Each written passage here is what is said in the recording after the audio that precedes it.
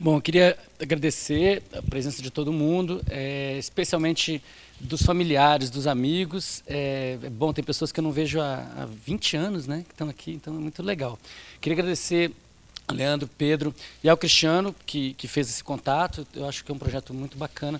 Eu trouxe para vocês muito sobre sono, sonho, criatividade e um pouquinho sobre empatia no final, mas eu acho que de uma maneira bastante provocativa, porque liga diretamente a questão do sonho com a questão da empatia. Vamos começar então? Não, está na minha mão. Beleza. Bom, a gente vai falar de dois comportamentos e de duas experiências subjetivas que todo mundo aqui experimenta. Essa daqui, o sono, todo mundo experimenta, tem certeza que experimenta todas as noites, a não ser que tenha algum problema, e todo mundo sabe que dorme. E ninguém que vocês conhecem vive sem dormir, e quem vive sem dormir pode morrer. É muito grave. Já sonhar é uma coisa bem diferente, porque muitas pessoas acham que não sonham, não se lembram de sonhar. Se você traz essa pessoa para o laboratório e acorda ela no meio do sono REM, que é aquele sono durante o qual a gente move os olhos, quase sempre a pessoa vai dizer que está sonhando, mesmo aquela pessoa que diz que nunca lembra. Então, a gente pode dizer que o sonho também é uma experiência universal, embora não necessariamente consciente. Eu vou começar com um sonho famoso do chefe Touro Sentado, um chefe da nação Dakota, que foi o sonho que determinou o confronto dele com o general Custer. Em 1875, 76, o exército americano entra pelo território do Nordeste americano, vai até o centro e invade a terra sagrada, as Black Mountains, a Parraçapa, a terra dos Dakotas. Touro Sentado fazia parte de uma sociedade secreta de sonhadores. E então ele tem um sonho em que os soldados caíam no campo, na relva verde, sem orelhas, todos mortos, como gafanhotos. E eles estavam num acampamento com 20 mil pessoas, ele retira todos os guerreiros e deixa só as mulheres e os idosos. E os outros chefes dizem, mas você está prevendo um ataque impossível, porque a gente está no meio do nosso território, eles jamais terão coragem de entrar aqui.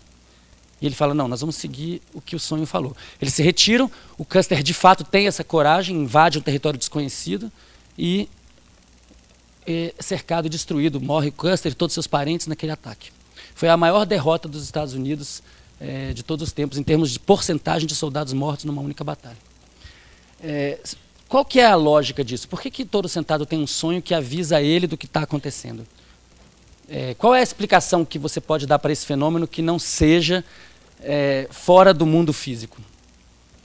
Será que existe alguma possível explicação? Eu não vou tocar exatamente nesse ponto aqui, mas eu quero levantar essa bola. Uma parte do que eu escrevi no livro que está ali fora e que depois eu vou autografar para quem quiser, é exatamente sobre essa capacidade do sonho ser um oráculo probabilístico. Andando para frente, entrando já, digamos, nos domínios da ciência ou daquilo que está próximo da ciência, a gente precisa lembrar da contribuição freudiana. E eu vou falar muito hoje sobre essa contribuição. Eu sei que tem várias pessoas aqui. Levanta a mão, por favor, quem é psicanalista ou faz psicanálise. Ou faz, beleza, um terço mais ou menos. Freud fez várias contribuições importantes. E uma das contribuições fundamentais é o conceito de inconsciente. Quem já viu essa foto aqui, por favor, levanta a mão. Tá, se você não viu ela ainda, por favor, faz uma descrição mental dela. O que você está vendo? Um casal feliz, namorando, almoçando. Tem alguma coisa estranha nessa foto? Ela pisca. Tem alguma outra coisa estranha nessa foto? Quem percebeu que essa barra aqui está mudando de lugar? Vocês tinham visto isso antes? Eu gosto desse slide porque ele é uma demonstração muito concreta de que boa parte do que chega nos seus órgãos sensoriais não vira consciência, né? A sua retina recebeu fótons que indicavam a presença dessa barra nesse ou naquele lugar, e mesmo assim você não viu, você não se tornou consciente de estar vendo. Vários experimentos mostram que você viu, você pode ver que aquela informação chega, ela caminha dentro do cérebro, mas ela para em algum momento. Bom, Freud foi a primeira pessoa que nomeou o inconsciente? Não, você pode traçar as origens disso lá atrás, lá em Platão ou mesmo no Oriente. Mas ele formulou esse conceito de uma maneira que opera, que é funcional, que permite que você articule outros pensamentos. E a gente vai tentar, no final, chegar a uma definição biológica do que seja o inconsciente. Pergunta? Não. Para poder entender esse fenômeno, para a gente entender o que é a função do sono e a função do sonho, a gente precisa pensar que o sono e o sonho são construções da evolução. Então, as funções que hoje eu encontro no sono e nos sonhos dos seres humanos são produto de 1,5 bilhão de anos de evolução. A gente vai precisar analisar essas funções como as camadas de uma cebola. Há coisas que aconteceram recentemente, há coisas que aconteceram há 1,5 bilhão de anos atrás. E nós precisamos dissecar isso para entender o que é particularmente humano, o que é particularmente primata, o que é particularmente mamífero e assim sucessivamente. Então, há 3,5 bilhões de anos atrás, começa a vida na Terra, de uma maneira unicelular, né, pequenas moléculas autorreplicantes. Nesse momento em que a vida começa, já havia dia e noite. A Terra já realizava o seu ciclo e todos os animais e plantas e outras formas de vida que evoluíram desde então estiveram submetidos a essa mesma pressão de seleção. O fato de que tem mais ou menos 12 horas de escuro, mais ou menos 12 horas de claro. Nessa foto tem duas coisas estranhas. Quais são?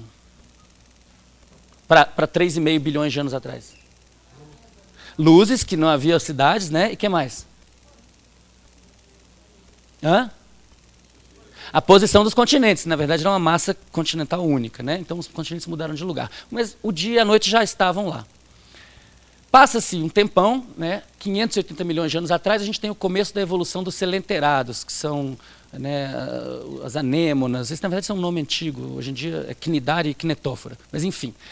Esses animais existem até hoje, mais ou menos do mesmo jeito que eles eram há 580 milhões de anos atrás, baseados no registro fóssil. Significa o quê? Que esses animais estavam muito bem adaptados naquela época e continuam.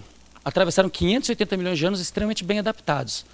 Apesar de serem muito simples. São animais que têm um sistema nervoso muito rudimentar. Quando você olha ele, inicialmente você fala, bom, esse animal nem tem comportamento. E depois você percebe que ele tem algum comportamento. Ele é capaz de se aproximar, né, de fazer quimiotaxia, se aproximar de alimento e fugir de venenos, por exemplo. Faz isso de maneira lenta, mas faz. E já possui a neuromodulação que nós todos possuímos. Então, serotonina, acetilcolina, dopamina, noradrenalina, esses neurotransmissores, glutamato, GABA, que nós temos no nosso cérebro, esses animais já têm. Então, essa novidade foi novidade há 580 milhões de anos atrás, deu certo e se manteve, porque a evolução, né, funciona dessa maneira. Aquela coisa funcionou e ela se mantém, a não ser que tenha uma pressão muito forte para retirar. Mesmo que aquilo deixe de ser útil, se não houver pressão para retirar, fica. Bom, um pouco depois, a gente tem esses animais aparecendo e são tão bem-sucedidos que estão aqui até hoje. Provavelmente, quando nós formos embora, eles ainda vão estar presentes, né? A mosca, do ponto de vista cognitivo, ela é muito mais inteligente do que uma anêmona. Né? Se você tivesse como tarefa capturar uma única mosca, você sozinho ou sozinha nessa sala, você teria bastante dificuldade a despeito de ter 84 bilhões de neurônios e eles terem, não sei, entendeu? 10 milhões. São animais extremamente complexos, são, né, do ponto de vista computacional, são uma maravilha de miniaturização, um sistema visual incrível, um sistema de captação de pressão. Então, tudo isso aconteceu há muito tempo atrás e esses animais mostram esse comportamento periódico de quiescência, que a gente chama de sono. Até uns 15 anos atrás, o consenso entre os biólogos é que esses animais não tinham sono, é que esses animais tinham descanso oportunista. E hoje vários experimentos mostram que esses animais de fato têm sono. Um exemplo simples, uma maneira simples de demonstrar isso, você priva a mosca de sono por algumas horas e depois deixa ela dormir. E o que você observa? Você observa um rebote. O animal vai dormir mais horas do que dormiria normalmente, que é exatamente o que a gente mostra. Ou seja, você tem que compensar aquela falta. Então o sono é muito antigo.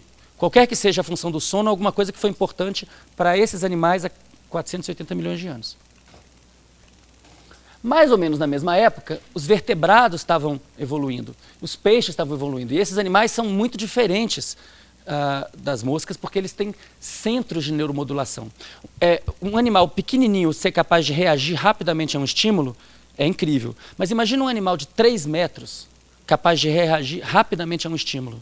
Significa que o cérebro dele, que é desse tamanho, um tubarão, por exemplo, tem um cérebro desse tamanho. Esse cérebro é capaz de comandar um movimento rápido de uma massa de 1 tonelada. Isso, do ponto de vista da engenharia, é complicadíssimo. Como é que você faz para isso funcionar rápido? Através dos centros de neuromodulação. Então, aqueles neuromoduladores, noradrenalina, por exemplo, que estavam espalhados pelo sistema, eles agora estão concentrados num único local, como se fosse um QG de um exército. Né? Você quer um centro de comando e controle, você recebe toda a informação e você manda para todo mundo. São centros com 10 mil neurônios que escutam tudo o que está acontecendo e também são capazes de se comunicar com o resto do cérebro muito rapidamente. Essa novidade deu certo e todos os vertebrados têm centros de neuromodulação. Isso permite orientação e habituação, quer dizer, o animal está aqui, acontece alguma coisa lá, ele é capaz de se orientar. Da mesma maneira, se aquilo fica persistindo, aquele estímulo é persistente, o animal fala, isso não é relevante, ele se habitua. Então a cognição vai ficando mais elaborada, né? Porque o animal já tem coisas que são super gritantes no ambiente, mas se elas forem repetitivas, ele não dá bola. Bom, e a gente chega a 100 milhões de anos atrás, mais ou menos no início da evolução dos mamíferos. Na verdade, até o Cretáceo, até o final do Cretáceo, 65 milhões de anos atrás, os mamíferos eram, né, proto-roedores desse tamanho, escondidos nos buraquinhos que eram possíveis, dado que o mundo era dominado pelos dinossauros. Na passagem do Cretáceo para o Terciário, o meteoro cai em Yucatán, os dinossauros são extinguidos, são extintos, e aí esses animais aqui tomam conta do planeta junto com as aves. E aí fazem a sua especiação, se diversificam. O que é muito interessante é que nesses animais a gente observa o sono REM. Então, os répteis, por exemplo, não têm sono REM, ao que a gente saiba. Os peixes não têm, mas os mamíferos têm e parece que as aves também. E nesse sono REM é quando nos humanos acontece o sonho. Quem aqui tem cachorro? Quem já viu seu cachorro dormir? Vocês acham que ele sonha? Então a gente olha para o animal e infere uma subjetividade. A gente fala, eu acho que esse animal está sonhando. Michel Jouvet, um pesquisador francês, fez um experimento nos anos 60 que consistia de lesionar alguns neurônios, um núcleo muito pequenininho, na ponte, né, numa região profunda do cérebro, que são neurônios que inibem os movimentos musculares durante o sono REM. Então, um gato que passou por essa lesão, ele tem uma vida normal, mas na hora que ele entra em sono REM, em vez dele ficar quieto, ele começa a atuar o sonho dele. Então, ele ataca, ele pula, ele gira, ele rola, ele faz todos os comportamentos que você observaria numa brincadeira, só que dormindo. Sugerindo que, de fato, ele tem uma vida mental naquele momento. E esses animais são justamente os animais que fazem jogos naturais e sociais. Jogos com o ambiente, com pedras, com folhas, e com outros animais, em sociedade. Como é que o tigre aprende a caçar? Brincando. Se o tigre fosse aprender a caçar caçando, ele era extinto, porque os filhotinhos iam ser mortos pelo búfalo, pelo antílope. Ele aprende a caçar numa situação de simulação, uma simulação que não é perigosa. Então existe um paralelo entre o jogo e o sonho. O sonho também é uma simulação não perigosa. E por coincidência ou não, são esses animais que sonham muito que também brincam muito. O brincar é uma maneira de programar o cérebro fora do perigo real. Então os mamíferos são muito neotênicos, eles nascem imaturos, eles nascem com um cérebro enorme que não sabe nada e um corpo que não dá conta do real, não dá conta de caçar. É diferente de um jacaré, é diferente de um tubarão, que nasce, é um mini adulto, ele nasce pronto para a função. O mamífero não. Qual é o perigo disso? O perigo é que ele é muito frágil. Qual é a vantagem? A vantagem é que ele ganha tempo para programar o cérebro. Então, se um ser humano adulto de classe média se torna independente em torno dos 45 anos de idade, isso são, do ponto de vista dos pais, é um investimento parental pesado, mas qual é a vantagem? A vantagem é que você tem um cérebro maturando e aprendendo em situação de proteção por muito tempo. O que explica o quê?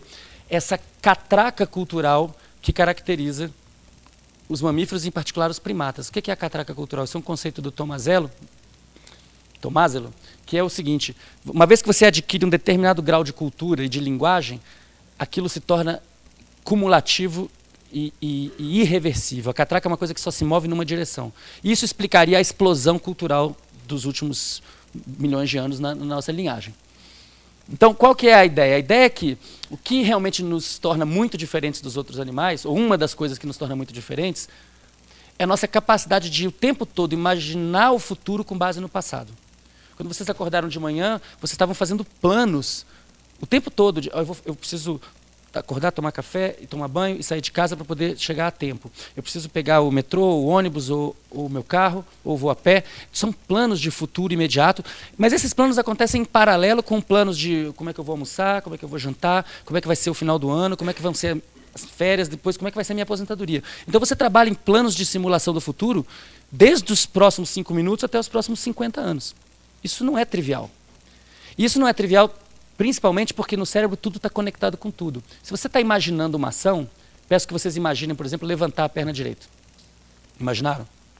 Por que vocês não levantaram a perna direita e apenas imaginaram? Isso não é trivial. A atividade de levantar a perna passou pelo seu cérebro e você não levantou a perna. Então significa que tem 2 compartimentos. Um que imagina e outro que faz. Mas de onde saem esses compartimentos? Nós não sabemos direito, porque está tudo conectado com tudo. A ideia provocativa que inspira uma parte do que eu vou dizer para vocês é de que os sonhos noturnos, os sonhos do sono REM, são a origem da nossa capacidade de fazer isso acordados. Ou seja, a capacidade de sonhar acordado, a imaginação que nós usamos o tempo todo e que nos deu a vantagem de competir com outros animais mais fortes, mas que nós tínhamos a capacidade de prever o futuro, falar, não, se esse mamute for por ali, a gente joga pedra nele ali. Essa capacidade de prever o futuro e simular o que vai acontecer foi o que determinou a nossa vitória, digamos, sobre a megafauna. A megafauna são todos os animais gigantescos que existiram até 25 mil anos atrás e que não existem mais. Quem acabou com eles? A gente. A gente extinguiu um monte de animais que na verdade, eram uma grande ameaça. Isso dada a nossa capacidade de fazer isso. A proposta é que isso veio dos sonhos. A capacidade de sonhar acordado veio de sonhar dormindo. Como testar isso? Bom, deve ser bem complicado. Vamos adiante. Há 30 mil anos atrás, você tem seres humanos fazendo esse tipo de coisa, né? Aqui tem um desenho de um bisão, as mãos, fazendo enterros rituais, domesticando animais, fazendo alguma coisa que hoje a gente chama de arte. A gente não sabe se isso aqui era arte, se era brincadeira, se era religião, se era planejamento de caçadas. A gente não sabe, é provavelmente uma mistura de tudo isso. Né? E ferramentas. A ferramenta é como aquela coisa que opera sobre outra coisa. Então, a gente hoje vive num mundo em que tudo que a gente faz é atuar em ferramentas. Ferramenta da ferramenta da ferramenta, e que no fundo é o símbolo do símbolo do símbolo. É aquilo que está representando alguma outra coisa. A gente se tornou muito bom em usar isso, e isso, imaginem, né? 3 bilhões e meio de anos de evolução, e só nos últimos 30 mil anos é que isso está acontecendo. Então, realmente alguma coisa nova, mete a sério, alguma coisa nova está acontecendo. Há 10 mil anos a gente tem uma explosão, novamente uma explosão cultural. Então a gente sai da caverna e começa a fazer sociedades que são exatamente como as pirâmides que foram deixadas. Uma pessoa lá em cima que acha que é Deus, ou conversa com Deus diretamente, e todo mundo que obedece. E isso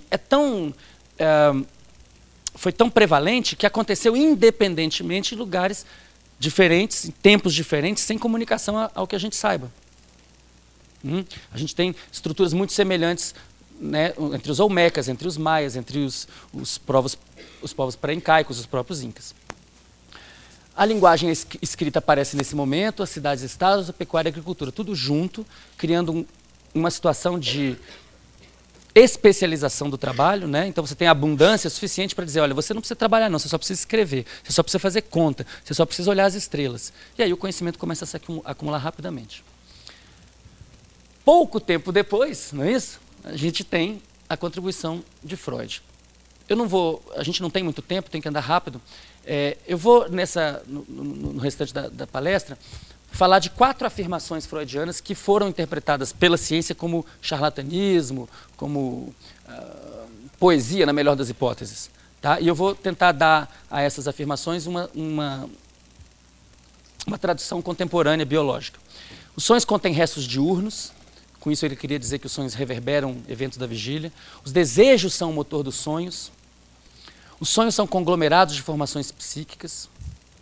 E os sonhos são um caminho real para o inconsciente.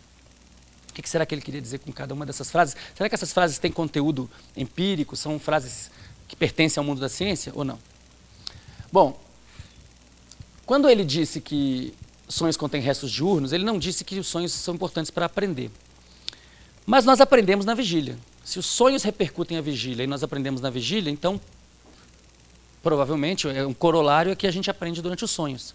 Isso foi mostrado pela primeira vez em 1924, e são experimentos de privação de sono. Tem vários experimentos nos anos 60 e 70, e desde então, mostrando que a privação de sono prejudica o aprendizado. Experimentos desse tipo, então você treina um animal para achar uma plataforma escondida, submersa na água, eles no primeiro dia levam 30 segundos para achar a plataforma mais ou menos, e aí os animais são privados de sono 1 a 4 horas depois do treinamento, 5 a 8 horas ou 9 a 12 horas. No dia seguinte eles são treinados de novo, 2 grupos melhoraram, quer dizer, aprenderam, estão achando a plataforma agora em torno de 13 segundos. Mas teve um grupo que, na verdade, piorou, então esse grupo aqui é um grupo que foi privado de sono 5 a 8 horas depois, mostrou um déficit de aprendizado que a gente atribui ao sono. Durante os anos 70, isso foi extremamente controvertido. Por quê? Porque quando você priva o animal de sono, você também está estressando o animal. Então, o que os advogados do diabo diziam nos anos 70 era falar, não, você está vendo um efeito aqui que não é da privação de sono, é o fato de que o animal está estressado, cansado e não está a fim de fazer a tarefa. E esse debate persistiu por muito tempo, teve gente que largou a pesquisa nesse assunto porque não aguentava mais os conflitos que aconteciam nos congressos. O William Fishbein é um pioneiro dessa área, eu já conheci ele já com 80 anos, ele me falou, estou voltando agora, porque agora o pessoal parou de brigar, então eu quero voltar. E aí, em 2000, o Robert Stickle, em Harvard, ele fez um experimento que encerrou essa questão. Um experimento tão simples, você fala, por que demorou tanto tempo para fazerem? Ele treinou as pessoas um dia, e testou elas 3 dias depois. Então, quando a pessoa, no primeiro dia, ela tem um treinamento, aí, um dia depois ela volta, ela está muito melhor, ela tem uma melhora em milissegundos para fazer uma tarefa de percepção visual. E ela continua melhorando no dia seguinte ela tem um ganho incremental a cada noite, tá certo? Depois começa a cair lá pelo 7º dia. Se você priva o sujeito de sono na primeira noite, deixa dormir na segunda e na terceira noite, e aí você testa, aí você vê que tem um déficit, embora esse sujeito não esteja mais cansado, estressado, nada. Mas aquela noite realmente fez falta. Então esse experimento, de certa maneira, ele acabou com a discussão sobre se o sono facilita ou não facilita o aprendizado e passamos a discutir de que forma isso acontece. Eu não vou entrar em detalhes, mas ambas as principais fases do sono contribuem para o aprendizado. A primeira fase do sono, que é o sono sem sonhos, está mais envolvida com o aprendizado declarativo, coisas que você pode... Fatos, lugares, eventos, pessoas, coisas que você pode declarar, falar, escrever. Tá? Qual é a capital da Islândia? Isso é um fato declarativo. O sono REM parece estar mais envolvido com o aprendizado emocional e com a memória de procedimento, com a memória para hábitos, andar de bicicleta, jogar capoeira. São coisas que você não aprende de uma hora para outra, mas também não esquece de uma hora para outra. Eu quero que vocês lembrem que o sono tem a ver com o processamento emocional, o sono REM. Tá? Existem experimentos do Matthew Walker, na Califórnia, e de outras pessoas, mostrando que o sono REM ajuda a diminuir a sua reação a um evento aversivo. E mostrando que isso envolve regiões do cérebro, como a amígdala, que codifica eventos aversivos, e o córtex orbitofrontal controlando a expressão desse, digamos, medo. Eu vou voltar nisso bem no final, quando a gente for falar de empatia. Mas guardem essa informação, de que o sono REM tem um papel para atenuar eventos aversivos. Bom, tem um outro aspecto do sono e dos sonhos, que é muito bem conhecido, mas muito pouco compreendido, que é o fenômeno da criatividade. Então, vários artistas declararam que fizeram a sua obra baseados em sonhos. Um exemplo bem claro é o Salvador Dalí. Ele tinha um método, né? Você sentava com uma colher de prata pesada, ficava dormitando. Quando ele tinha aquela atonia, quando aqueles neurônios inibiam os seus músculos e ele deixava a colher cair, ele acordava, com aquela imagem, com aquela inspiração, ele pintava. Então você vê que o título dessa pintura é praticamente um material e métodos. Um sonho causado pelo voo de uma abelha em torno de uma romã 1 segundo antes de acordar. É uma precisão científica, inclusive temporal. Ele está dizendo para você como ele gerou e o que foi que ele viu. Como é que você captura esse fenômeno em laboratório? É muito difícil, né? Um fenômeno, o insight, a criatividade, é uma coisa que acontece e quando aconteceu, já aconteceu. Já foi. Você não vai ter... eu não vou ter 100 vezes a mesma ideia para poder fazer uma média. Não, eu vou ter a mesma ideia, uma vez, pum, tive, acabou. Isso também acontece na ciência. Tem um caso muito famoso de Kekulé, acho que todo mundo já deve ter ouvido falar. Ele estava estudando o benzeno, ele sabia que tinha 6 carbonos, ele não conseguia nenhuma estrutura linear que encaixasse com os hidrogênios. Teve um sonho do uruburu, né, um símbolo alquímico, e aí ele entendeu que o benzeno era uma estrutura circular. Isso está na base de boa parte do que a gente usa todo dia, né? A química orgânica depende disso. Um caso talvez até mais enfático é o caso de Mendeleev. Ele atribuiu a própria tabela periódica a um sonho. Olha o impacto que isso tem na nossa vida. Então, quer dizer, você fala assim, bom, então a criatividade durante os sonhos é uma coisa que realmente faz diferença na vida da gente, tem impacto real na vida da gente. Um outro caso menos conhecido, mas muito interessante, é o caso do Otto Loewi. Ele ganhou o prêmio Nobel por causa desse sonho. Ele estava tentando provar que o coração é influenciado por substâncias químicas, que o batimento do coração é influenciado por substâncias químicas. Ele acordou, teve um sonho de como fazer o experimento, aí falou, amanhã eu faço. Aí acordou de manhã e não lembrava. Meu Deus, como é que eu fui esquecer isso? Aí ele falou, a próxima vez que eu tiver esse sonho, eu vou lá e faço na hora. E aí, alguns dias depois, ele teve o sonho, saiu de madrugada, foi para o laboratório e fez esse experimento aqui, em que ele fazia um coração pulsar mais devagar, estimulando o nervo vago, e recolhia os líquidos secretados aqui, passava para um outro coração e via que ele também batia mais devagar, vendo o papel da acetilcolina. Então, esse experimento, o experimento de fazer uma atividade elétrica e depois tirar o líquido e jogar do outro lado, ele viu num sonho e com isso ele ganhou o prêmio Nobel. Em 2004, um grupo alemão publicou o primeiro artigo que mostrou em laboratório um papel do sono no insight, na criatividade. Ou pelo menos na descoberta de informações implícitas, vou colocar dessa forma. Isso aqui é um teste, chama teste da redução numérica, é um teste psicológico muito antigo, e esqueçam que os símbolos são números, vocês não vão somar os números, tá? Podia ser A, B e C, são símbolos. Tem 2 regras para resolver esse teste. A primeira regra é que quando os 2 números adjacentes são diferentes, a resultante é o terceiro número. Então, 1 e 4 não são o mesmo número. Então, a resultante é o outro, ou seja, o 9. Qual é a outra regra? Quando eu comparo esse 9 com o próximo número, se eles forem iguais, a regra é que fica igual. Então, diferente dá diferente, igual dá igual. 9 e 1 é igual ou diferente? Dá que número? 4, que é o diferente. 4 e 1 são diferentes? Então, a resultante é o outro, é o 9. 9 e 1 são diferentes? Então, é o 4. 4 e 1 são diferentes? É o 9. E 9 e 9 são diferentes? Não. Qual é a resultante? 9. Quando é igual, a resultante é igual. Quando é diferente, a resultante é diferente. São 2 regras. Todo mundo aqui mais ou menos entendeu. Se eu treinar vocês em mais 5 minutinhos, vocês ficam craques. E vocês podem fazer essa sequência em aproximadamente 10 segundos. 10, 12 segundos, tá? Uma sequência desse tamanho. Qual é a solução dessa charada? A solução é 9, é o último número. Você reduziu toda essa sequência a um último número, que é o 9. Beleza? Eles fizeram esse teste, mandaram as pessoas para casa, vão dormir ou não vão dormir, voltem amanhã, vão fazer o teste. Os que não dormiram, praticamente todos, continuaram demorando 10 segundos para fazer o teste. Os que dormiram, 60% deles passaram a fazer em 2 segundos. Como isso é possível? Alguém tem uma ideia? Tirando o Cristiano, que já sabe dessa história 10 vezes. Eles perguntaram, por que você falou que em 2 segundos você falou que era o 9? Aí o pessoal falava, não, que eu me dei conta que o 9, o último número, era sempre igual ao segundo. Aí eu não precisava fazer tudo, eu fazia só até a segunda casa.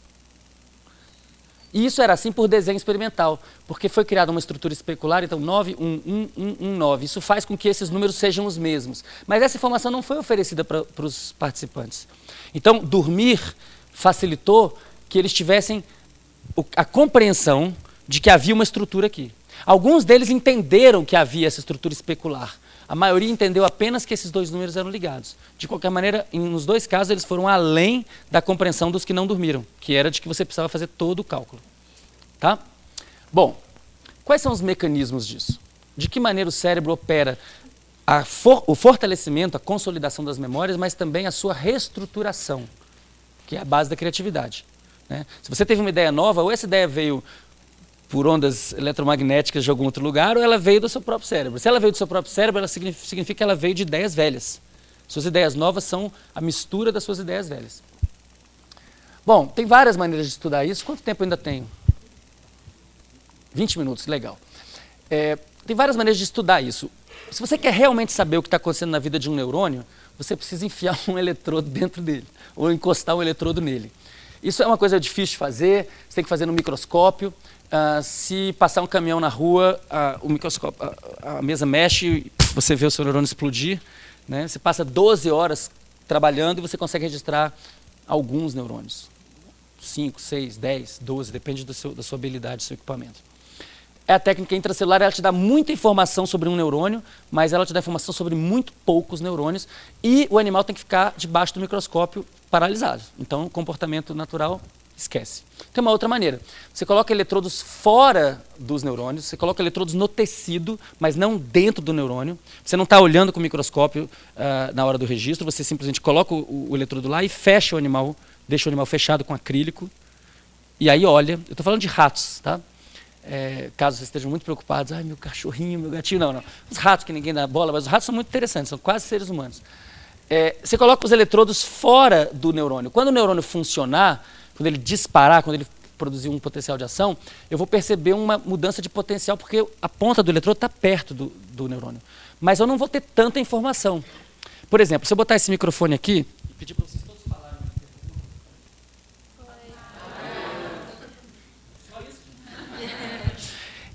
Se vocês todos fossem neurônios, isso aqui seria um eletrodo extracelular. Eu saberia que tem 1, 2, 3, 4 neurônios aqui perto e o resto seria uma massa indistinta. Tá? Se você colocar um microfone do lado de fora do Mineirão, você não vai saber quem está jogando, mas você vai, talvez até você saiba. Mas você certamente vai saber quando for gol. Então, essas duas técnicas, você poderia pensar dessas duas maneiras. Aqui tem muita certeza, mas com conhecimento muito limitado. Aqui eu posso ter acesso a centenas ou mesmo milhares de neurônios, segundo alguns pesquisadores, mas eu não vou saber exatamente com certeza quem é quem. Bom, essa técnica foi usada para mostrar a reverberação de memórias durante o sono. O fato de que quando você vai dormir, as memórias ficam ecoando no seu cérebro. Isso foi mostrado em vários animais diferentes. Eu trouxe um exemplo que é talvez o mais bonito deles, é o do pássaro mandarim, zebra. Isso aqui é um espectrograma do canto desse pássaro. Cada estrutura dessas é uma sílaba. Isso é o tempo e aqui é a frequência. O brilho é a potência do sinal. Então, isso aqui cada uma dessas sílabas acontece numa sequência estereotipada. O animal aprende a cantar com o pai e canta aquilo a vida toda. Então, alguma coisa assim, tipo... que a gente acha desagradável, mas que as fêmeas de mandarim acham lindo. E, inclusive, que é interessante, elas preferem os machos que têm um canto parecido com o canto dos seus pais. Quão freudiano isso é. Né? Você canta como o papai. Vamos. E tem uma razão, digamos, uma conjectura biológica por trás disso. Né? Se você teve um pai, significa que ele foi bem sucedido o suficiente para deixar descendentes. Então, a aposta em algum indivíduo que tenha uma genética semelhante é uma aposta mais garantida do que um macho desconhecido. Porque você sabe que pelo menos aquele tipo de canto está associado com um macho capaz de ser fértil. Então tem uma lógica por trás disso. Essa lógica é verdadeira, é uma conjectura. Bom, o que acontece se você colocar o eletrodo lá dentro de um núcleo chamado RA, que é o núcleo motor, é um núcleo que produz sílabas? Você vai perceber que cada neurônio daqueles tem uma assinatura específica. Então um neurônio vai disparar 3 rajadas nessa sílaba, não dispara nessa sílaba, dispara nessa próxima, 4 rajadas nessa sílaba com mais uma quinta, pula a microssílaba e depois dispara mais uma rajada. Cada tracinho desses é uma despolarização. O neurônio estava com uma membrana negativa, ela ficou positiva e depois voltou para ser negativa. Se o animal cantar 100 vezes, o neurônio vai fazer exatamente isso 100 vezes. O que será que acontece com esse neurônio quando o animal está dormindo e não está cantando? Mais ou menos a mesma coisa. Então isso é um exemplo muito bonito. Tem vários outros exemplos. Isso inicialmente foi descoberto em ratos. Mas esse exemplo é muito bonito porque todos os neurônios daquela região só lidam com o canto, então não tem ruído no sinal, o sinal é limpo. Aqueles neurônios só fazem uma coisa da vida, que é codificar sílabas. Então, você realmente vê uma reprodução aqui que é quase de 100%, é uma cópia. Né? E, obviamente, que no cérebro do ser humano é mais complicado do que isso. Bom, esse slide aqui, ele não se deixem abalar por isso. O que eu quero dizer? O que eu quero dizer com isso? Então, quando você, vamos supor, você aprendeu uma coisa nova, seus neurônios vão aprender uma sequência nova e essa sequência vai reverberar durante o sono. Mas se você tivesse que guardar tudo que você tem na sua mente como uma reverberação de neurônios disparando para guardar aquilo, seu cérebro explodiria. Imagina que você tivesse que lembrar tudo que você tem, todas as suas memórias, de maneira ativa. Então, o nome da sua professora na 7ª série teria que ser um circuito disparando o tempo todo. A da 8ª série também.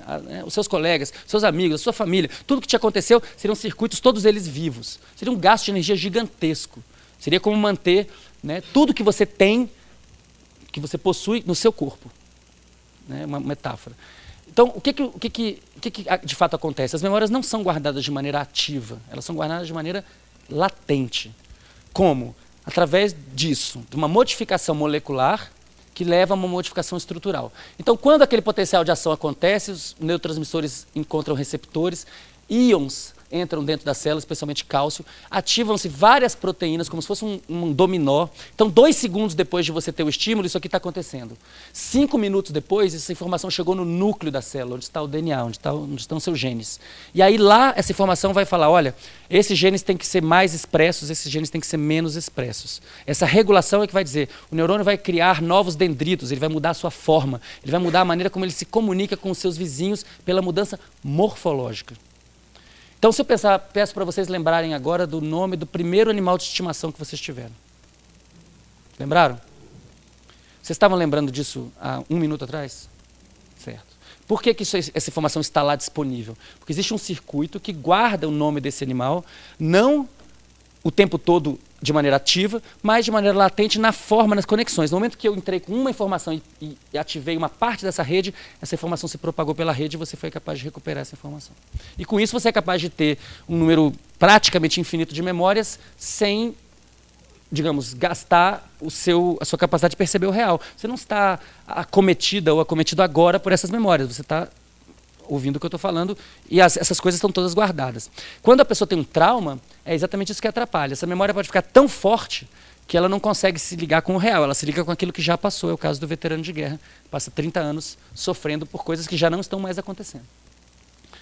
Bom, um experimento que eu fiz logo no início do doutorado para tentar estudar isso foi buscar a expressão de genes que tem a ver com consolidação de memória, genes que tem a ver com entrada de cálcio nas células para formar essa modificação morfológica durante o sono.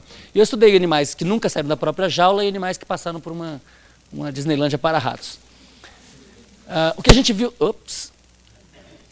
viu é que os animais que ficaram numa situação monótona, eles tinham uma alta expressão desse gene. Isso aqui é um hemisfério do cérebro do rato hibridizado para o gene ZIF268. Isso é o córtex, isso aqui é o hipocampo, regiões envolvidas com memória e percepção. Na vigília tem uma expressão alta desse gene, né, onde está vermelho e amarelo, sobretudo, principalmente vermelho. No sono de ondas lentas a expressão fica baixa e no sono REM também fica baixa. Mas se o animal passou por uma experiência nova, se ele tinha, né, food for thought, literalmente, ele começa com a expressão alta, vai para a expressão baixa e volta a uma reindução da expressão gênica durante o sono REM.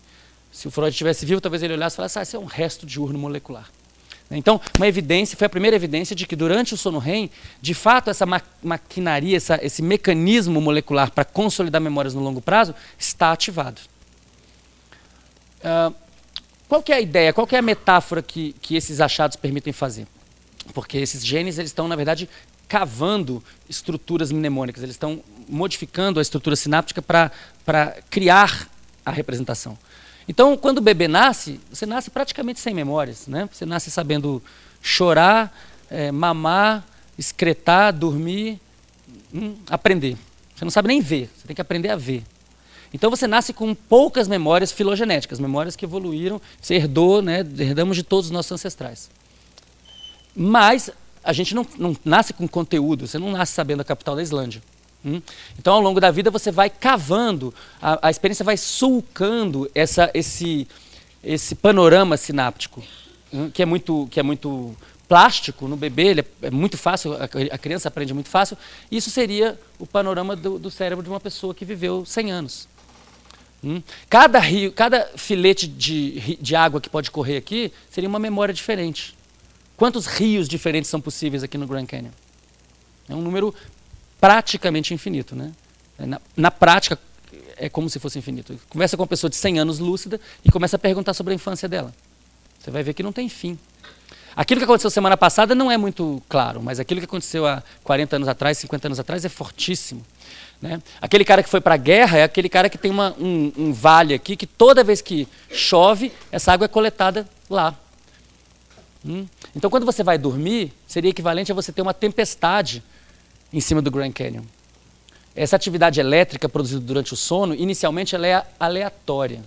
Tá? Ela é aleatória. O bombardeio dos neurônios corticais pela atividade dos neurônios profundos, em princípio, ele é aleatório. E esse argumento de que é aleatório foi usado para dizer que o que de fato o sono está fazendo é apagar memórias. Porque se você faz chover de maneira aleatória, você está meio que erodindo tudo de maneira igual. Se isso fosse verdade, seria impossível ter um sonho repetitivo. Se fosse realmente aleatório, você nunca teria um sonho repetitivo. Porque a chance de você repetir aquela configuração de sinapses é zero. Não é? Você tem 84 bilhões de neurônios, faz a conta. Né? Quantas pessoas aqui já tiveram um sonho repetitivo? Pronto. Esse argumento é um argumento, na verdade, que foi um confronto entre o Francis Crick, ganhador do Prêmio Nobel, descobridor da estrutura do DNA, que virou neurocientista e propôs que sonhos eram para esquecer. E que sonhos eram bizarros porque era aleatório. E aí veio um filósofo, John Searle, num debate, e fez exatamente essa pergunta. Falou, bom, então, os sonhos repetitivos não poderiam acontecer, quantos aqui já tiveram? Basta uma pessoa falar que teve para acabar com a teoria. Então, os sonhos não são exatamente uma coisa. Embora o bombardeio seja aleatório, a maneira como essa água corre na pedra não é aleatória. Ela vai correr na pedra de acordo com a história da pedra. Então, se chove aqui em cima, essa água vai ser coletada nos vales mais profundos. Por isso que a pessoa que passou por um trauma, toda vez que ela dorme, ela tem pesadelo. Por isso que toda vez que ela fica um pouquinho mais distraída, ela tem pensamentos negativos. É por isso que o tratamento para esse tipo de coisa é justamente tornar esse leito de rio, assorear ele. É você habituar a pessoa com aquilo que aconteceu de ruim e fazer ela não ter aquela mesma reação adversa. Bom, falei um monte de sono, mas não falei ainda de sonhos exatamente. Quantos minutos eu tenho, Leandro, por favor? 15 minutos, sensacional. Aqui o tempo rende aqui, né? Muito bom.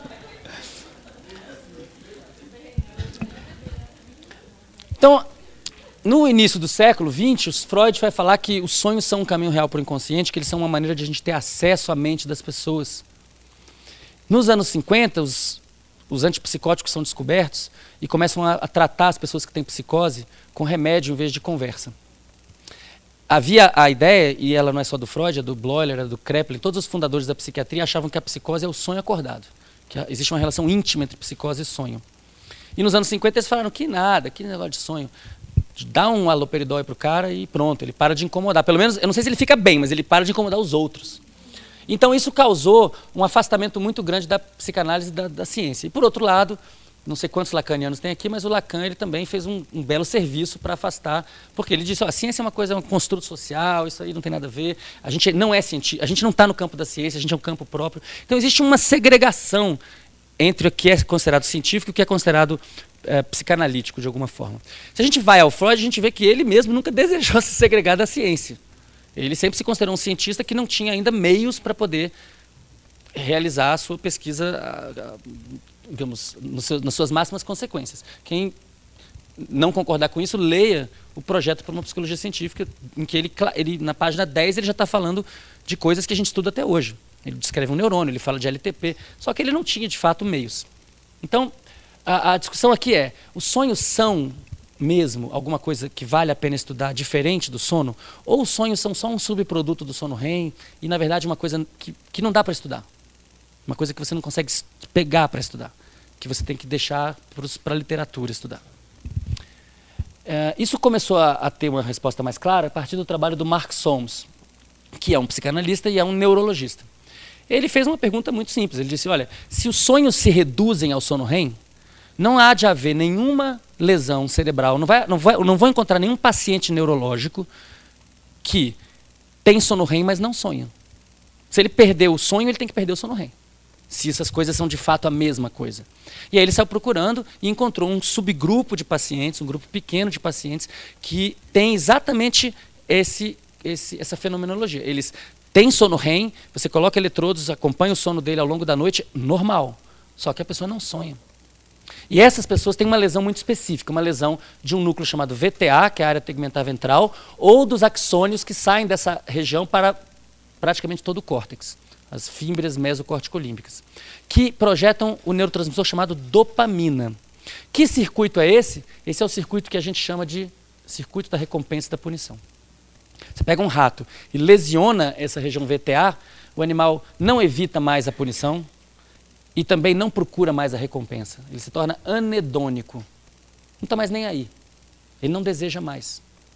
Inclusive, não deseja evitar a dor mais. Olha que legal. Então, quando a pessoa não tem as vias de recompensa e punição, que são as vias do desejo, ela não sonha.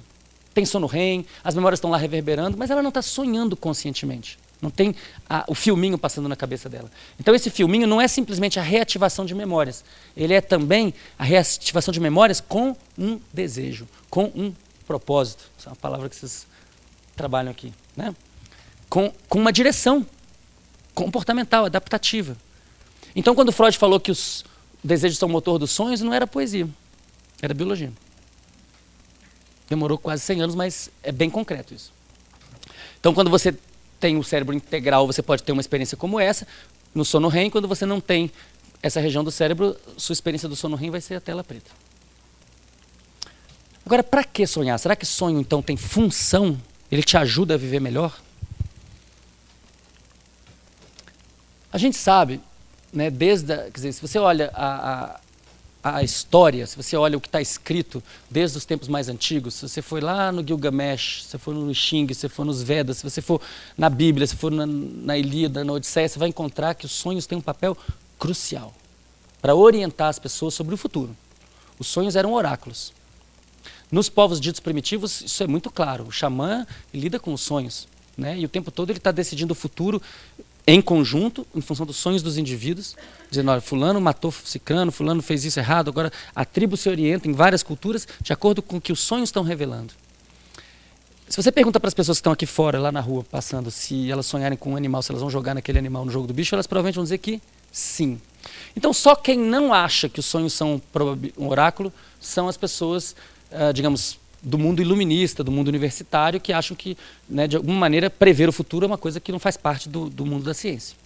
A discussão não é nem se prever ou não prever, porque eu acho que qualquer pessoa que teve alguma experiência dessas na vida já fica convencida que os sonhos podem prever o futuro. A questão é saber como. Essa previsão é uma previsão determinística ou é só um chute que de vez em quando dá certo? Que são coisas bem diferentes. Um oráculo probabilístico é, com base no passado, como é que deve ser o amanhã. Eu posso errar 1000 vezes e acertar de vez em quando. O determinístico vai falar, não, eu sei exatamente o que vai acontecer. Eu não tenho nada para falar sobre o determinístico, não tenho essa experiência e também não acho que a gente deva descartá-la. Conheço várias pessoas que têm certeza de que ela existe. Mas o oráculo probabilístico a gente pode tentar compreender como alguma coisa que faz uma simulação de uma situação possível. E aí surge a teoria do Antti Revonsuur, um finlandês. Ele fez experimentos, ele fez pesquisa com crianças da faixa de Gaza. E ele comparou os sonhos das crianças da faixa de Gaza com os sonhos das crianças da Jordânia. Mesma cultura, mesma língua, praticamente as mesmas condições geográficas e, no entanto, ele observou o óbvio, que as crianças da faixa de Gaza têm muito mais pesadelo do que as crianças da Jordânia. Óbvio, mas o óbvio tem que ser publicado, né? Alguém tem que fazer e publicar. É um trabalho que até hoje a gente fala, o mundo inteiro fala desse trabalho. E é interessante porque ele fez também um estudo no Kurdistão, uma cultura um pouco diferente na época do Saddam Hussein, e a mesma coisa, ele encontrou resultados muito semelhantes. Com isso ele formulou uma teoria, a teoria de que o pesadelo é o sonho original, de que o sonho surgiu como uma reverberação de memórias acopladas com um forte desejo de alcançar, de fugir do predador. Então, seria a coisa mais, digamos, profunda que nós todos temos é o instinto de fugir da predação. E que os sonhos seriam exatamente um alerta para perigos futuros. Essa ideia é muito poderosa, eu acho que ela é verdadeira, mas ela, até porque 50% mais ou menos dos sonhos das pessoas são de teor ansioso, não necessariamente um pesadelo, mas uma coisa claramente negativa, o que a gente chama de o sonho como o enredo da incompletude. A maior parte dos sonhos são sonhos em que você está buscando uma pessoa e não encontra, buscando chegar num lugar e não consegue chegar, ou você estava com a pessoa no início, aí entrou numa multidão, a pessoa sumiu, depois você não encontra mais, não é verdade? Esses sonhos em que você não satisfaz o seu desejo, mas você passa o sonho inteiro com o desejo.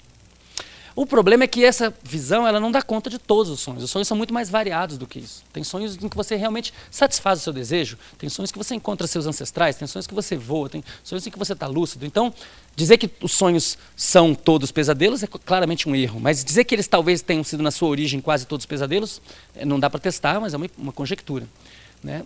Eu publiquei um capítulo de livro propondo uma extensão dessa teoria, lembrando que o pesadelo de uns pode ser o sonho prazeroso dos outros, né? Quer dizer, que o sonho do leão deve ser exatamente igual ao sonho da zebra, com sinal contrário. Quando um dá certo, o outro dá errado e vice-versa. Com o que sonham os animais livres na natureza? Eles devem sonhar com mais ou menos aquilo que a gente relata num divã de psicanalista depois que a gente já está bem integrado ali, né? É amor, sexo, morte, amor parental, alimentação, aquelas coisas fundamentais, o que chamamos dos 3 imperativos darwinistas. Não morrer, não virar, né, não ser presa de ninguém, comer alguma coisa, né, matar para comer se for o caso ou não, mas comer alguma coisa, capturar alguma coisa para comer e procriar. Esses três imperativos são o que tem moldado a nossa evolução nos últimos 3,5 bilhões de anos. Agora, quando a cultura aparece, a gente começa a se distanciar desses imperativos darwinistas. Então, as armas, as ferramentas, a roupa, começa a criar um espaço para a gente fazer coisas que um leão jamais faria e não compreenderia, né? Cria confortos. Imagina o que o leão pensaria de você escrever livros e livros com base no cheiro de um biscoito. Não tem o menor sentido para o leão, mas para a gente tem, porque a gente não está mais preso a esses imperativos darwinistas. Nenhum de nós acha que vai ser morto hoje por um tigre dente de sabre, nenhum de nós tem que matar nada para comer hoje. Mesmo que você seja carnívoro, você vai lá e compra a sua carne, não é? E nós temos que procriar, é um problema que todo mundo tem, mas hoje em dia é mais fácil, porque naquela época as tribos eram pequenininhas, todo mundo era parente, né? Agora não. Então a gente vive num mundo das 1000 necessidades. A gente vive num mundo de uma miríade de símbolos e de ferramentas, então não dá mais para a gente querer entender a função dos sonhos com base nos nossos sonhos. Se os sonhos evoluíram para simular recompensas e punições, a simular ações que podem levar a recompensas e punições, era num ambiente de poucas variáveis, né? 3 imperativos. Aí fica mais fácil prever o futuro. Agora, como é que você vai prever o futuro agora com tantas variáveis? Se eu pedir para vocês escreverem todos os problemas que vocês têm e der para vocês 1 hora, vocês não vão terminar. Né? Se você perguntasse há 2 milhões de anos atrás, eu queria falar tigre dente de sabre. Pronto, esse era o problema, era um problema, é aquele bicho que você tem que ir lá e matar. Então, o oráculo probabilístico que evoluiu e que provavelmente nos ajudou esse tempo todo, nos últimos milhares e poucos milhares de anos, ele começou a dar tilt. Porque a nossa vida começou a se afastar muito daquela coisa mais simples e, né, primitiva, o matar ou morrer. Essa é a conjectura. Eu ainda tenho mais 10 minutos, Leandro? Nesse tempo relativístico que a gente está adotando? Tá, rapidinho. Recentemente, em 2010, saiu o primeiro artigo científico mostrando que, efetivamente, sonhar com uma tarefa aumenta a sua chance de desempenhar bem naquela tarefa. A pessoa navegava um labirinto virtual, não tinha nada emocionante a não ser a própria arquitetura, e algumas pessoas ficavam acordadas, outras iam dormir, e eles separavam os grupos entre teve mentação, ou seja, você pensou no sonho, na tarefa, ou sim ou não. Quando a pessoa estava acordada, pensar ou não pensar foi irrelevante, ela continuou tendo melhora 0 quando jogou novamente. Mas quando ela dormiu e teve um sonho relacionado à tarefa, aí houve um ganho enorme. Então, não basta dormir, mas tem que dormir e sonhar com aquilo. Tá? Esse é o trabalho também do Bob Stickle. Recentemente também, pela primeira vez, se demonstrou que é possível, ainda de maneira rudimentar, inferir o que a pessoa está pensando durante o sonho. Tá? Então, esse experimento feito em ressonância magnética funcional não dá para entrar em detalhes, mas basicamente se gravam vários padrões da pessoa diante de, por exemplo, um homem ou um carro. E depois o computador pega um novo padrão do sonho e compara e vê se aquilo parece com um ou com outro. E dá para chegar aí numa acurácia de 80% com áreas visuais que eles chamaram de altas, digamos, mais anteriores. O que é interessante, esse experimento tem uma coisa muito interessante. Ele acaba com um debate de 100 anos sobre se os sonhos acontecem no sono ou após o sono. Até esse experimento tinha gente que dizia, não, você não sonha durante o sono. Você acorda de manhã e naqueles poucos segundos você constrói o sonho. Eu nunca acreditei nisso porque não bate com a minha experiência pessoal. Mas é uma teoria e gente muito importante falando isso. Esse experimento mostra que não, porque o máximo da decodificação acontece nos 10 segundos que precedem o despertar. Então, efetivamente, o conteúdo mais sólido estava antes do cara acordar. É muito legal isso aí.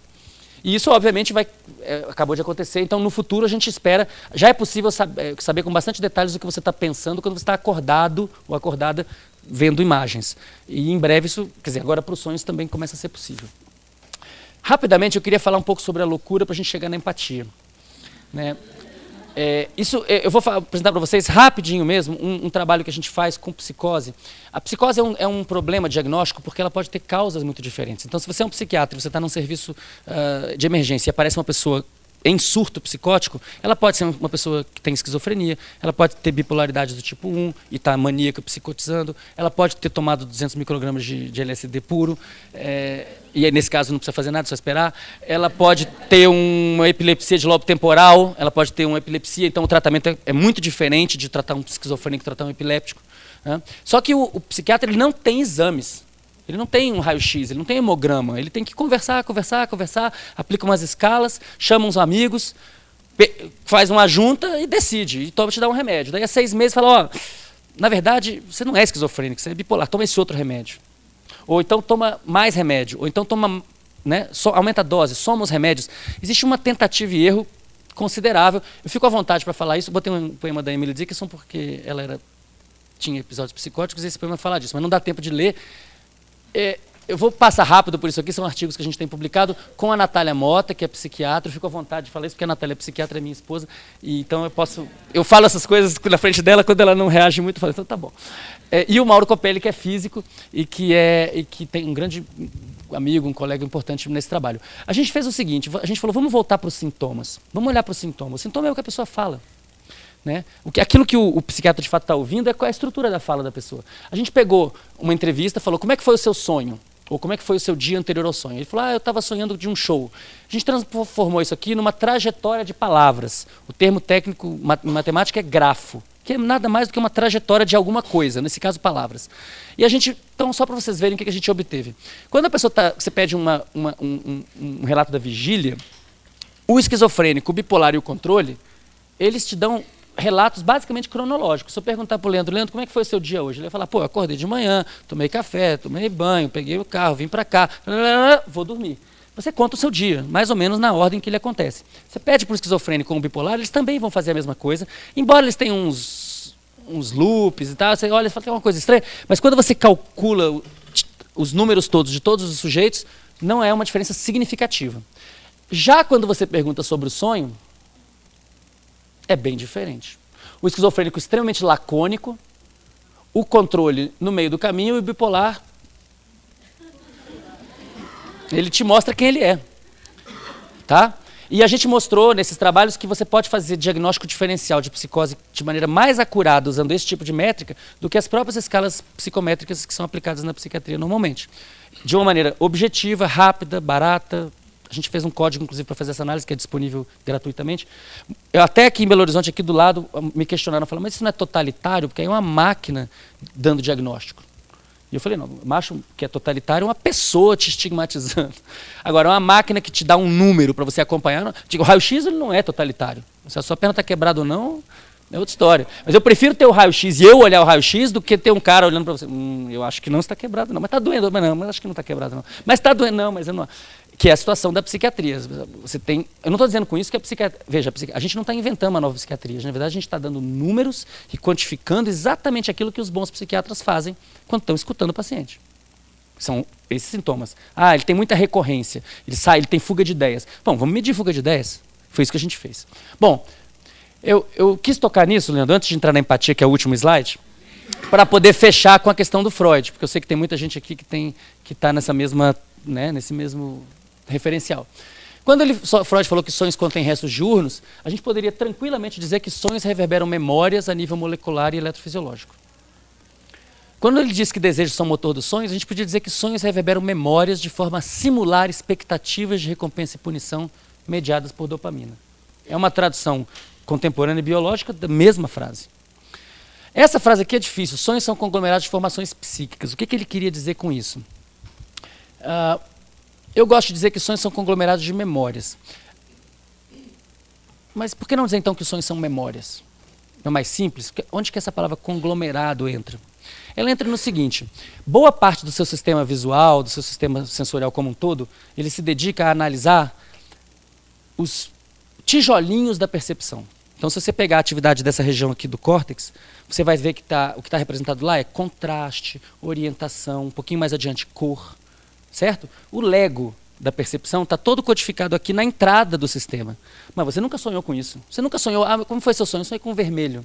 Como foi seu sonho? Eu sonhei com barras a 45 graus. Você não rola isso. Seu cérebro tem, uma boa parte do seu cérebro lida com isso, mas não é com isso que você sonha. Você também não sonha com pedaços de coisa, sonha com um nariz, uma orelha. Não, você sonha com pessoas que têm nariz, orelha, tudo, com lugares, e que de vez em quando tem uma condensação, uma coisa estranha, uma orelha diferente, mas certamente é um conglomerado. É uma coisa grande, é uma mega estrutura, entendeu? Isso é importante do ponto de vista teórico, porque essa não é a reverberação do cérebro inteiro, é a reverberação nos lugares onde estão as representações complexas. E é exatamente isso que os estudos de imaginamento mostram. Para terminar, porque eu já estou no último slide, Leandro, eu falei para o Leandro assim, vocês me convidaram, foi difícil eu vir, mas agora que eu vim não saio mais, tranca a porta, sou que nem o Fidel Castro, vou falar até 2 da tarde. Não, está acabando. Os sonhos são um caminho real para o inconsciente. Eu acho que essa frase aqui, ela é profunda, importante, e eu queria convidar vocês a pensarem ela da seguinte maneira: os sonhos permitem acessar o banco de memórias e suas combinações possíveis. É isso aqui o inconsciente. O inconsciente é o seu banco de memória, todas as suas memórias e todas as suas combinações possíveis. Em memórias latentes, não é isso? É um número muito grande. E isso revela a estrutura da mente do sonhador, como a gente mostrou naquele experimento em psicose. Você chegar para aquele cara que matou 70 pessoas lá na Noruega e perguntar como é que foi o seu dia anterior a fazer aquilo, ele provavelmente vai te dar um relato completamente normal. Eu saí de casa, peguei o metrô, fui no shopping, fiz umas compras. Agora, o dia normal dele foi um dia em que ele interagiu com um monte de pessoas normais. Então você, na verdade, o tempo todo, a sua normalidade ela tem o tampão dos outros. Né? Você está cercado de gente normal, o tempo todo interagindo com eles, tudo que você fizer vai ser provavelmente mais ou menos normal. Agora, você pergunta para aquele cara com o que ele sonhou na noite anterior a matar 70 jovens, se ele for sincero, eu acho impossível ele não revelar o que ele ia fazer. Bom, para fechar, empatia. O que tudo isso tem a ver com empatia? E aí eu vou trazer para vocês um resultado extremamente recente de uma tese de doutorado defendida há um mês, do Rafael Scott, que o Cristiano conhece bem, que foi contemporâneo do Cristiano lá em Natal. E o trabalho nem está publicado ainda. Basicamente, existe essa noção de que nos últimos milhões de anos a gente tem esse conflito entre atacar quem está fora do grupo, seja ele da mesma espécie ou não, e proteger quem está dentro do grupo. Então você tem que ser muito amoroso com os de dentro e muito belicoso com os de fora, e isso parece que foi fundamental para nosso sucesso, inclusive. Em que os homens fizeram especialização no papel de caçadores e guerreiros, não apenas os homens, e portanto lidando com sistemas de luta ou fuga, né, sistemas de estresse, e as mulheres se especializando em funções de coletoras e cuidadoras e as funções de cuidar e ajudar. É óbvio que na sociedade isso se mistura e mais recentemente isso se dissolve. Né? Não totalmente, né, feministas, mas está caminhando, está melhorando. Bom, a gente fez um experimento no laboratório para tentar criar esse estresse, digamos, neolítico da presa e do predador. A gente fez um experimento visando, na verdade, esse aspecto aqui. Predador e presa. A gente colocou 2 pessoas para jogarem lado a lado, geralmente amigos que a gente recrutava nas lan houses, para jogarem lado a lado um jogo chamado Fear, que é um jogo... Quem aqui já jogou Fear? Ninguém? Fear é um jogo bom pra caramba, dá medo pra caramba, é um jogo bom pra fazer isso, porque dá medo, ele é realista. Se você cai de uma coisa, você cai mesmo, tudo é realista, os sons. Então, a pessoa, você vê o batimento cardíaco aumenta pra caramba, é uma situação bastante estressante. É uma situação semelhante à situação neolítica do tigre dente de sabre? Não, o cara sabe que vai sair dali e vai sobreviver. Mas é o melhor que dá pra fazer dentro dos limites éticos, né? Certo? Então, tem 2 pessoas jogando. O caçador, ele tem como objetivo matar a presa e não morrer. E ele tem como armas uma escopeta e os seus punhos. A presa tem como objetivo coletar os medkits, coletar os remédios, mas se ela morrer, ela perde todos os medkits, então ele tem que ser conservador. E as armas dos punhos, então ele ainda pode, se ele perder a cabeça, ele ainda pode atacar o predador, embora a chance dele seja menor. Aí as pessoas jogavam 45 minutos lado a lado, dormiam 2 horas com eletrodos para a gente poder fazer a análise do sono e depois jogavam mais 45 minutos. O resultado que a gente obteve foi absolutamente inesperado. Esse gráfico aqui é muito impressionante para mim. Eu não esperava encontrar isso. Não sei exatamente o significado, mas eu acho que tem a ver com empatia. E por isso que eu trouxe aqui. Olha que interessante. Quando nenhum dos dois sonha com o jogo, o número de eventos violentos, de mortes, de um lado ou de outro, é enorme. Em particular, quando a presa não sonha com o jogo, no jogo seguinte, ela esquece os seus objetivos de se proteger e vai para o ataque, com as mãos. Ela larga o seu objetivo e vai para a violência. Ela não aguenta o estresse e fala, não, para me livrar desse estresse, só matando esse cara. Que não era esperado, não era o objetivo do cara, certo? Quando o caçador sonha, só o caçador sonha com o jogo, o número de eventos violentos diminui. A gente verificou que esses caçadores que sonharam com o jogo, no evento seguinte, eles foram menos agressivos. Quando só a presa sonha com o jogo, o número de eventos violentos diminui ainda mais. A gente verificou que essa presa ela se torna extremamente cuidadosa, só se move quando pode, fica se escondendo, vai lá e coleta seus medkits, não é violenta, não é agressiva na sua estratégia. Agora, quando ambos sonham, olha que legal, o número de eventos violentos vai lá para baixo. Agora, isso é muito estranho, porque se a gente está estudando presa e predador, por que o predador não está matando mais? Por que ele está matando menos? Aí é que a gente falou, bom, será que isso tem a ver com a empatia pelo jogador ao lado? Com aquela pessoa de carne e osso que está do seu lado, que é seu amigo, que você acabou de matar dezenas de vezes, aí quando o cara acorda uma hora depois, ele não está mais tão agressivo contra o seu amigo. E aí liga com o trabalho do Matthew Walker, que o sono REM ajuda a atenuar estímulos aversivos. Então, possivelmente, o que isso está começando a revelar é um papel dos sonhos na atenuação de eventos violentos entre amigos. Né? Para poder erigir uma sociedade piramidal, com milhares de pessoas que levou à nossa civilização, foi necessário controlar essa agressividade contra o outro. E aparentemente o que os sonhos fazem é reprogramar para que você possa talvez até alcançar os seus objetivos sem tanta violência. E agora a gente está tentando explorar mais esse achado, que é de fato um achado, a gente não foi atrás disso. Até aqui eu estava prevendo, agora aqui ficou estranho. Ficou muito diferente do que a gente esperava. E aí que a gente lembrou, falou, bom, mas a situação do jogo ela é muito artificial, a situação mais real é que quando terminar esse jogo, aquele cara é amigo deles, vão voltar para a Lan House. E essa relação parece que está dominando, agora a gente está fazendo experimentos para medir exatamente isso. Bom, eu queria agradecer os nossos financiadores, todo mundo do Instituto Cérebro. Obrigado, gente.